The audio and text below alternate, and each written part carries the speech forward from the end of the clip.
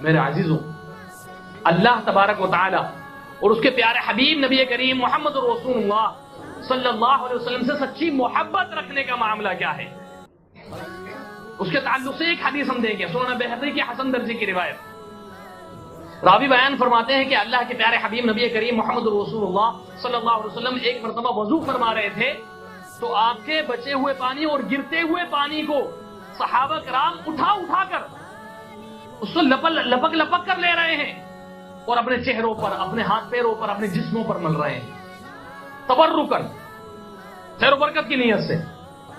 اللہ کے نبی صلی اللہ علیہ وسلم نے دیکھا، تعجبانہ انداز سے پوچھا کہ یہ کیا کر رہے ہو بھائی تم؟ تو انہوں نے وجہ بتائی کہ آپ کی محبت کی وجہ سے ہم اس کام کو کر رہے ہیں۔ اللہ کے پیارے حبیب نبی کریم محمد رسول اللہ صلی اللہ علیہ وسلم نے وہیں ان کی اصلاح فرما دی، وہیں ان کو جو ایک غلط ٹریک کی طرف جانے والا معاملہ ہو رہا تھا نا، ان کو صحیح ٹریک پر کر دیا۔ اور کیا فرمایا کہ دیکھو، تم میں سے کوئی بھی شخص جو بھی یہ چاہتا ہے کہ وہ اللہ اور اس کے رسول سے محبت کرے، اور یہ بھی چاہتا ہے کہ اللہ اور اس کے رسول بھی اس سے محبت کریں، تو تین باتیں بتائیں اس حدیث کے اندر کرنے کے لیے کہ جب بھی بولے سچ بولے، جب بھی بولے سچ بولنا ہے۔ اور سچ بولنے کا مطلب کیا ہے؟ صرف سچ بولنا نہیں ہے، قرآن میں اس کی بڑی تشریحات موجود ہیں۔ سچ بولنے کا مطلب یہ ہے کہ سچ پر قائم بھی رہنا ہے، ثابت قدم بھی رہنا ہے، سچوں کا ساتھ بھی دینا ہے اور سچائی پر ڈٹے رہنا ہے، یہ مطلب ہے سچ بولنے کا۔ اور دوسرا کیا فرمایا کہ جب بھی امانت رکھی جائے اس میں خیانت نہ کرے۔ امانت میں خیانت یہ بڑا خطرناک معاملہ ہے۔ اللہ تبارک و تعالی نے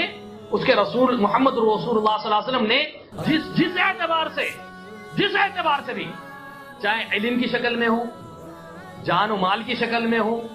کسی چیز کی امانت رکھنے کی شکل میں ہو، کسی بھی اعتبار سے ہو، کوئی بات کسی نے اپنا راز بتایا اور امانت کے طور پر اس کو رکھنے کے لیے کہہ دیا، اب اس میں خیانت کر دی، نہیں، یہ ساری چیزیں اس میں شامل ہیں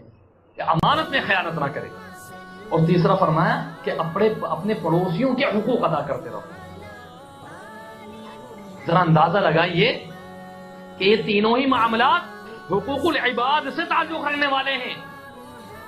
ایک جو امانت والا معاملہ ہے وہ حقوق اللہ سے بھی اور حقوق العباد سے بھی تعلق رکھتا ہے،